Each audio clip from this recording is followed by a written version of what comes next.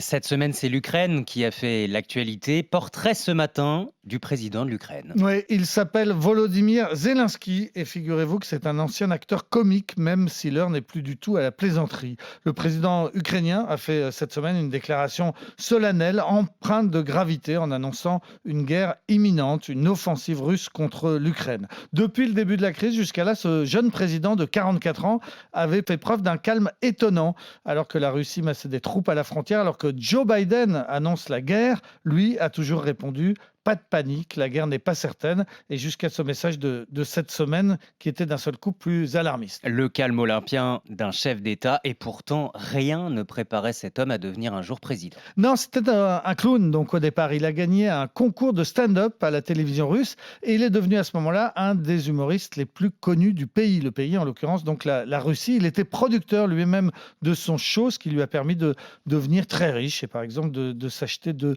luxueuses villas en Espagne. Et puis ensuite, il a joué dans une série télé en Ukraine qui racontait l'histoire d'un prof qui devient président un peu par hasard, un prof très honnête. Ça s'appelait Le Serviteur du Peuple. Énorme succès et Netflix en a racheté les droits. Le président qui jouait était tellement populaire que les instituts de sondage ont commencé à tester l'hypothèse de sa candidature. Et comme les chiffres étaient encourageants, eh bien, il s'est présenté.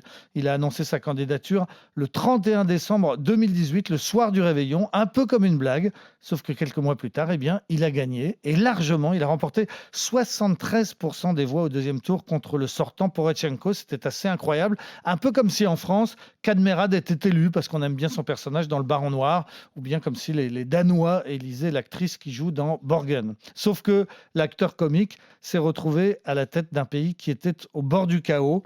En interne, il est soupçonné d'être pro-russe parce qu'il est issu d'une région russophone. Il a grandi à Dniepropetrovsk, une grande ville industrielle totalement sinistrée dans les années 90 lorsque l'URSS s'est effondrée. Il parle du coup le russe bien mieux que l'ukrainien. Il a même dû prendre des cours d'ukrainien après son élection. Il s'était fait élire en promettant de lutter contre la corruption et de faire la paix avec Poutine. Pour l'instant, aucun de ces deux objectifs n'a été atteint. La corruption reste endémique et la paix, bien sûr, est plus que précaire. Jeudi, des séparatistes pro-russes ont tiré sur une école sur la ligne de front qui sépare le Donbass du reste du pays. Le scénario de provocation qui pourrait mener à la guerre reste possible, scénario possible, mais heureusement pas certain.